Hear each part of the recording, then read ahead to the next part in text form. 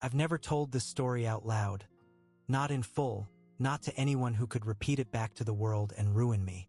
I've carried it like a stone in my chest for years, pressing down every time I think I've managed to breathe freely again. But tonight, whether it's the wine or the silence of an empty apartment, or just the weight of middle age creeping in, I feel the need to finally say it, even if only to the page, as if the paper could absolve me. I was 31 when everything began. 31, married for 6 years, steady job, predictable routines. On the surface, my life looked enviable. A good husband, a modest but cozy home, dinners with friends, summer trips to the coast. People used to say I looked settled, and I smiled at the word as if it were a compliment. In truth, it was a cage I had built myself, iron bars disguised as wedding rings and mortgage payments. My husband, Daniel, was a kind man, dependable, loyal, patient with my moods. He was the type who remembered to put gas in my car, who folded the laundry without being asked, who would rather stay home with a glass of scotch and a baseball game than chase anything wild in life. I loved him, or at least I told myself I did. Maybe what I loved was the safety of him, the absence of risk. But love, I would later learn, isn't safety. It's danger. It's being willing to risk everything, even the life you swore you wanted. The danger came in the form of someone I should never have let into my world. His name was Adrian. I met him through work. I handled communications for a mid-sized architecture firm downtown, and he was a new client, the kind who walked into a room and immediately made everyone else feel a step behind. Not because he was arrogant, but because he carried himself with that easy confidence of someone who had always been desired and knew it. He was in his late 30s, a little older than me, married too, though I didn't know that the first day we shook hands. He wore no ring, but he had a way of looking at me, pausing a second longer than necessary, that set off alarms in my body I pretended not to hear. Our first conversations were harmless. Work emails, project updates, a coffee meeting in the lobby cafe. But even then, I noticed how my pulse quickened when his name appeared in my inbox, how I spent too long choosing a blouse on days I knew I'd see him. I told myself it was just professional admiration, that I was starved for novelty, for someone who saw me not as Daniel's wife or the reliable coworker, but as a woman with edges and fire still inside her. The first moment I realized I was in danger came one Thursday evening after a long client presentation. Everyone else had left, and I was still gathering my notes when Adrian lingered near the conference table. "You know," he said, leaning against the doorframe, "you're wasted in communications. You should be leading the room, not just introducing it." I laughed nervously. "That's generous, but architects don't exactly take orders from me." "They would," he said. His eyes held mine with a steadiness that felt almost physical, as if he were pressing against me without moving an inch. "You underestimate how persuasive you are." That night I went home and lay beside Daniel, who was already half asleep, snoring lightly. I stared at the ceiling and replayed the compliment over and over, each repetition burning deeper into me. I wanted to tell myself it was innocent, but it wasn't. I wanted more. Weeks turned into months. Adrian and I exchanged more emails than were strictly necessary, each one layered with undertones only we understood. At first, it was jokes, witty remarks, the kind of banter that could pass for friendly if intercepted. But gradually it grew bolder.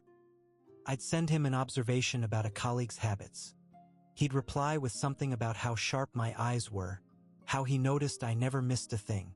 I'd thank him for feedback on a presentation, and he'd write back, "I'm not sure whether I was listening to your words or just watching the way you move. I should have stopped. I should have pulled back the moment I felt the line approaching."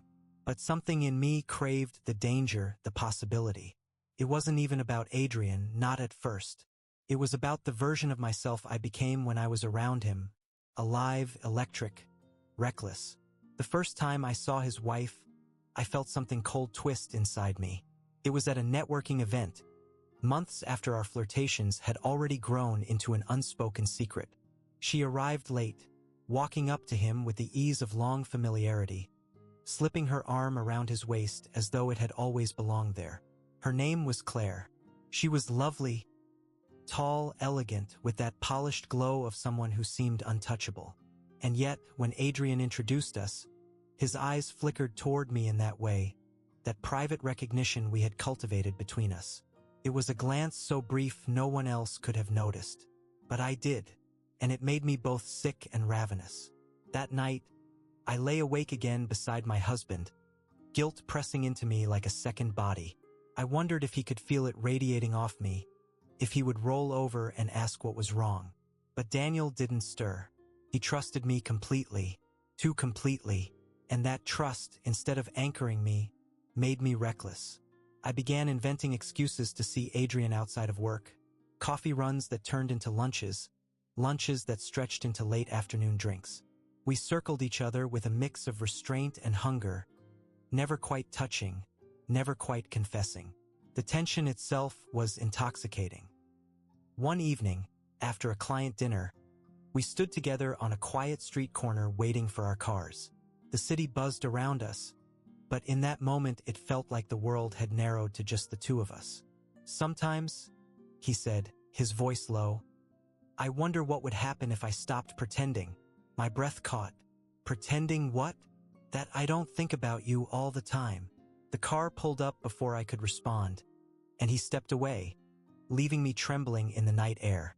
It was the first time either of us had admitted the truth, and it was the moment I knew there was no going back. It didn't happen all at once. It rarely does.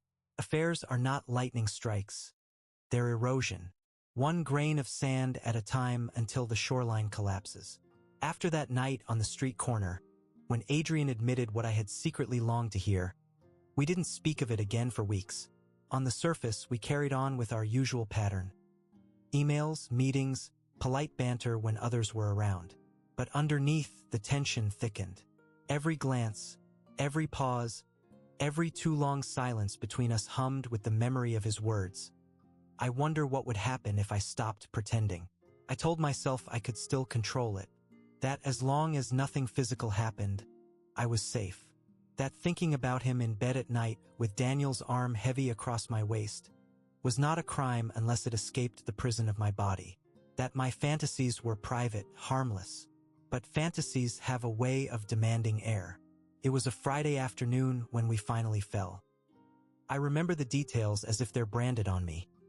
The gray rain streaking the office windows, the half-empty cubicles as co-workers left early for the weekend. Adrian had stopped by under the pretext of reviewing some final project revisions before a Monday deadline. We sat side by side at my desk, his shoulder brushing mine every so often, close enough that I could smell the faint spice of his cologne. At one point, he leaned over me to adjust something on the screen, his hand grazing the back of mine. The contact was electric. My entire body stiffened, but I didn't move away. Neither did he. For several long seconds, we hovered there, the air between us charged and dangerous. When I finally looked up, his face was inches from mine. And in that instant, all the rationalizations, all the careful excuses, all the whispered promises I'd made to myself that I wouldn't cross the line, they shattered. He kissed me. It wasn't tentative, not at first. It was urgent, desperate, the kind of kiss that feels like it's been waiting in both bodies for months, maybe years. My back pressed against the edge of my desk as his hand cupped my face, and I kissed him back with a hunger I didn't know I still possessed. For a moment, the world outside ceased to exist. There was no Daniel, no Claire, no marriage vows, no homes, no consequences. Only this fire, this forbidden taste I had craved in secret for so long. When we finally broke apart, breathing hard, the silence between us was deafening. I expected guilt to crash over me immediately, but what I felt instead was exhilaration. A giddy rush, like I'd leapt off a cliff and discovered I could fly.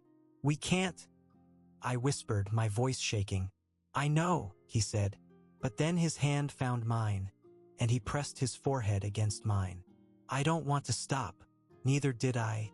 That night, I went home and pretended nothing had happened. Daniel asked how my day was, and I told him it was fine. We made dinner, watched television, and crawled into bed like we always did. He kissed me goodnight with the same steady affection he'd given me for years, but my lips still burned from someone else's mouth. The affair began in earnest after that. At first, it was hurried kisses in stairwells, stolen moments in his car, text messages sent in code. Then it grew bolder. Afternoons in hotels, excuses made to spouses, entire weekends planned around the possibility of just a few hours together. I lied more easily than I ever imagined I could. Working late, drinks with colleagues, traffic's bad. Lies slid off my tongue like second nature, and Daniel never questioned me. His trust was my shield, and I wielded it ruthlessly.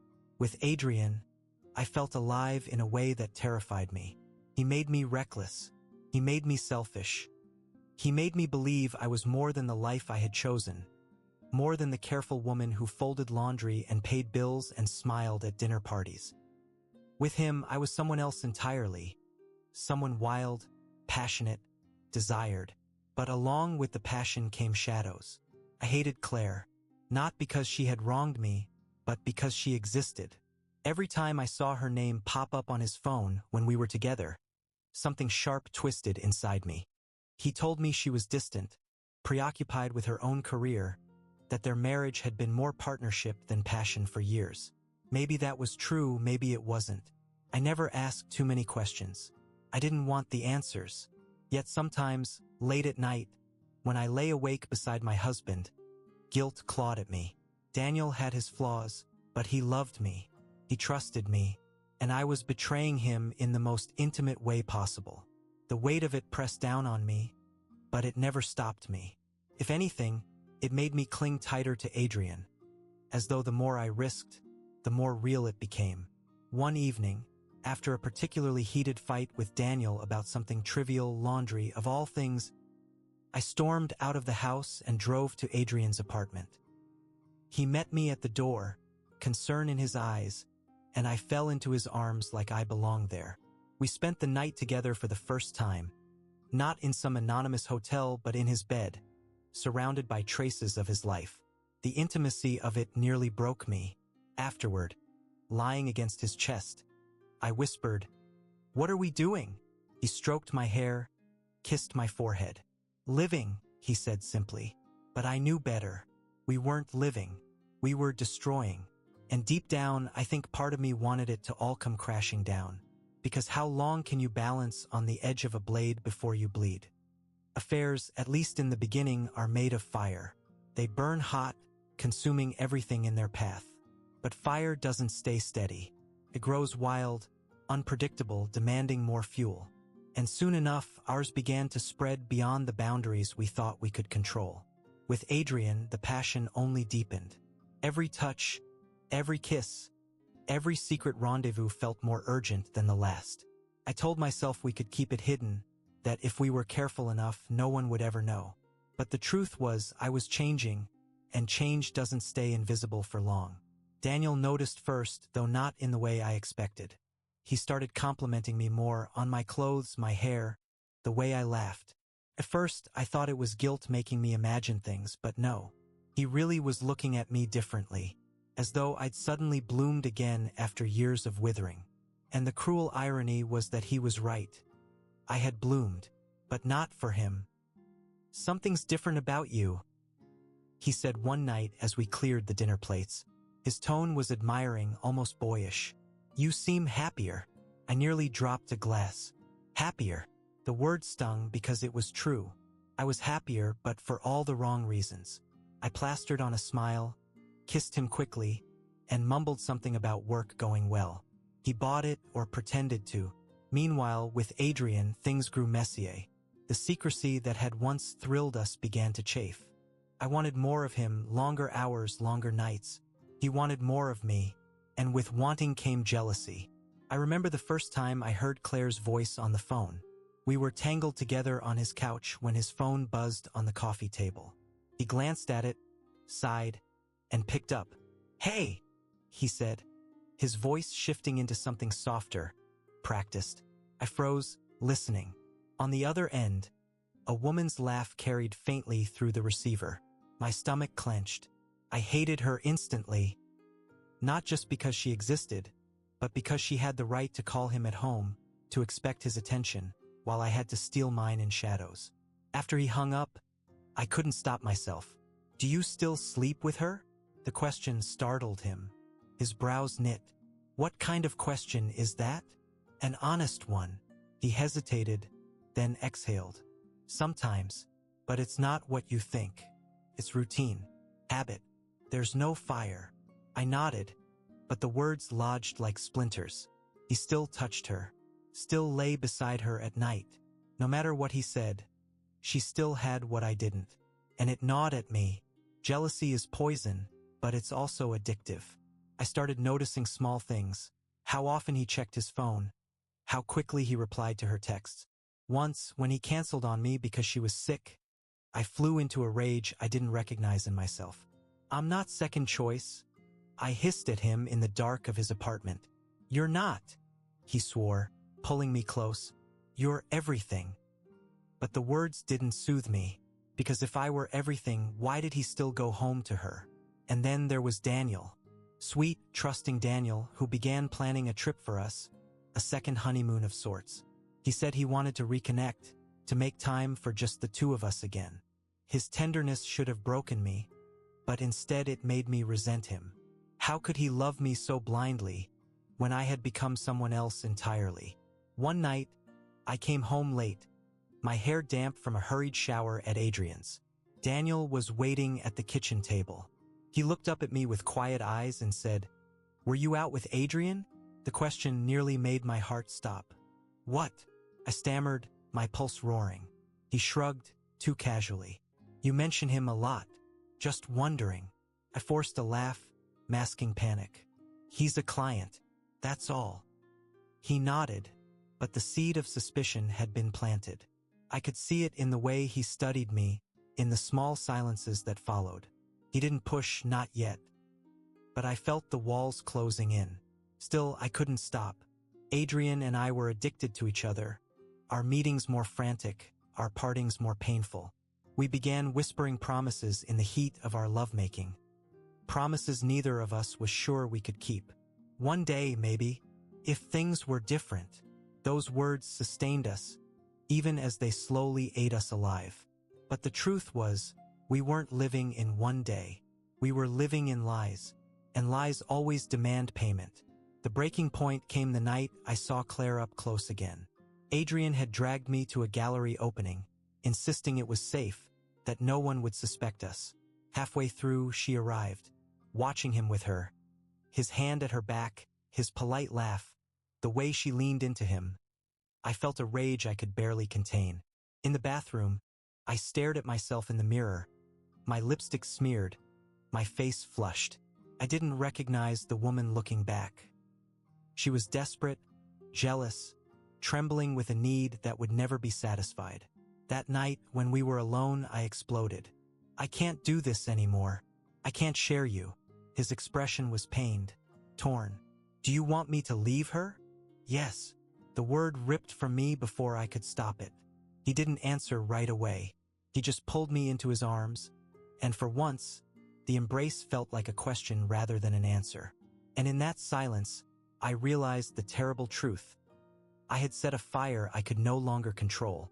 It was only a matter of time before someone got burned. The night everything cracked open started like any other. A Tuesday. Ordinary, forgettable. I had dinner with Daniel, kissed him goodbye when he left for his weekly racquetball game, then drove across town to Adrian's apartment. We told ourselves these nights were rare, special, necessary. But by then, they'd become routine. I carried a small overnight bag in the trunk, stocked with toiletries and excuses.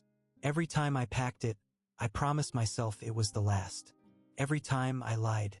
That evening, Adrian was quieter than usual.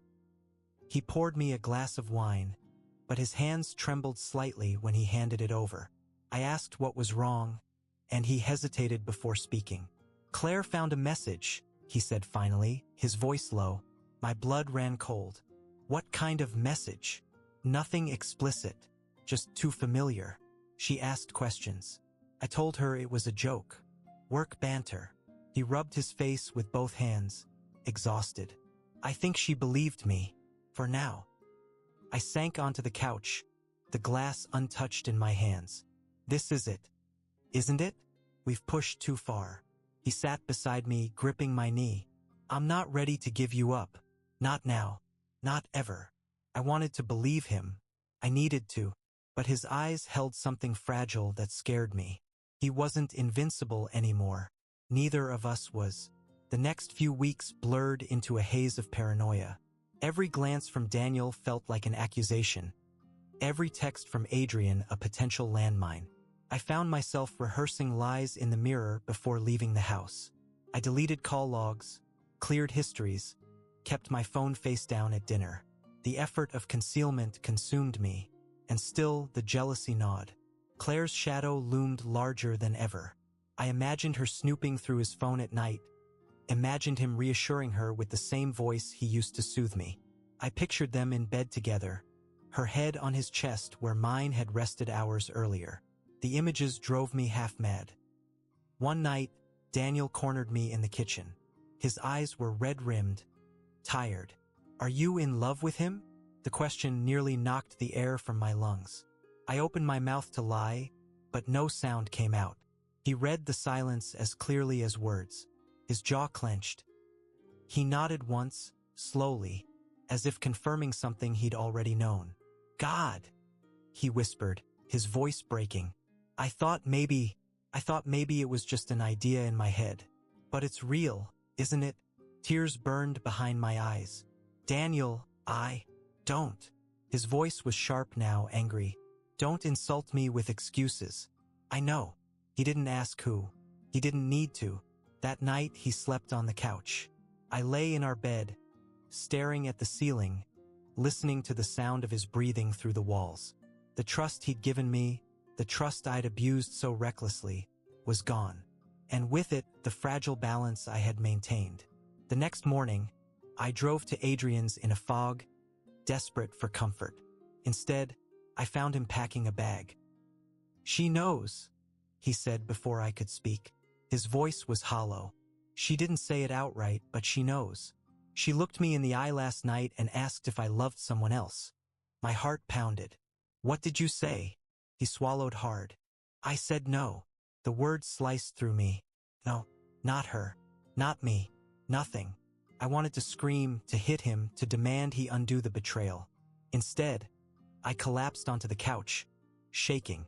"So that's it? We just disappear? Pretend none of this happened?"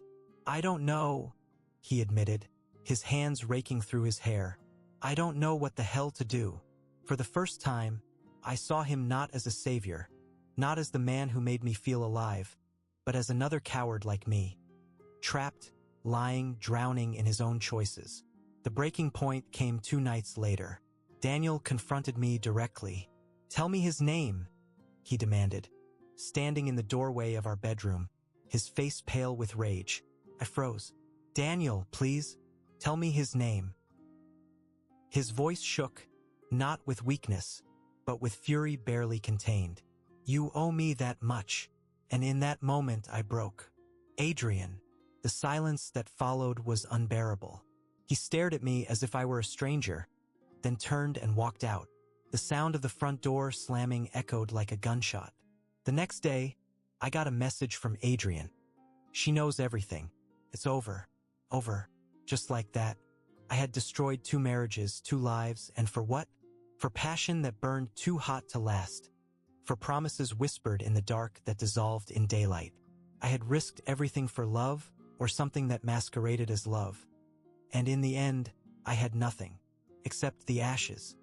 After the storm, silence. Daniel left the house that night and didn't come back for 3 days.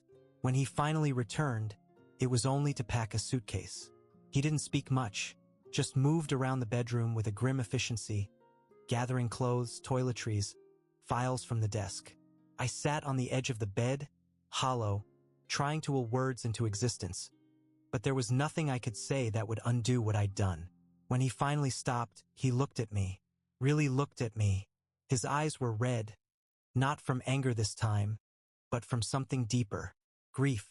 "I don't know who you are anymore," he said. And then he walked out of our home, out of our marriage, out of the life we had built together. For weeks, I moved through the world like a ghost. Work became unbearable. Every hallway, every meeting room reminded me of Adrian. And Adrian himself? Gone. He disappeared almost overnight. Quit the project, stopped calling, stopped answering my messages. I heard through whispers that he and Claire were working things out. I don't know what that meant. I don't want to know. I hated him for abandoning me, hated myself for believing his promises. But beneath the anger was something worse, the knowledge that I had been complicit in my own undoing. No one forced me into his arms. No one wrote the lies that spilled from my lips. That was all me. The world moved on as it always does. My friends tried to rally around me, but they didn't know the truth. Not the whole of it. I let them believe Daniel had left because we grew apart. Some nodded knowingly, offered sympathetic cliches about how marriage is hard, how people change. None of them guessed the rot that had hollowed me out from the inside. Nights were the hardest. I lay in bed alone, staring at the empty space where Daniel once slept, replaying every decision that had led me here. The first smile I held too long with Adrian. The first email that carried more weight than it should. The first kiss in the office, the first lie to my husband, the first night I crossed the line I swore I wouldn't. Each memory was a domino, and together they toppled my entire life. Months passed. Papers were filed. I signed my name with a hand that barely felt like mine, sealing the end of a marriage that, for all its flaws, had been steady and real. The house grew quieter, emptier, until even my own footsteps sounded foreign. As for Adrian, I never saw him again. Not in person. I heard his name occasionally in professional circles, but I avoided those conversations, avoided any place he might be. Once, by accident, I saw a photo of him online. He and Claire smiling at some charity event, her hand on his chest, his arm around her waist. They looked polished, perfect, whole. The sight of them didn't make me jealous anymore. It made me sick, because behind those smiles was the truth only we knew, the truth that had scorched both our lives. Sometimes I wonder if he thinks of me. If, in quiet moments, he remembers the way I laughed, the way I trembled when he touched me, the way I whispered promises I couldn't keep. Or if he's buried it all, tucked it away like a shameful secret best forgotten. I haven't buried it. I carry it with me every day. The guilt, the regret, the memory of passion so intense it felt like a new religion, and the knowledge that it cost me everything.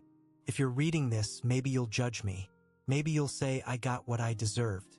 And maybe you'd be right. But I need you to understand something. I wasn't evil. I wasn't heartless. I was lonely. I was restless. I was desperate to feel alive again. And in chasing that fire, I burned down my own life. I think of Daniel often. I imagine him rebuilding, finding someone who will cherish him the way he deserved to be cherished. I hope he has. He was a good man, better than me. As for me, I live quietly now. I don't chase fire anymore. I've learned to sit with the stillness, to accept the hollow ache where love used to live. I've learned that passion and destruction can wear the same face, and that sometimes the most dangerous thing isn't another person. It's the part of yourself that believes you can play with fire and walk away unscathed. Couldn't. This is my confession, my truth, my punishment, and if nothing else, maybe it will be my absolution.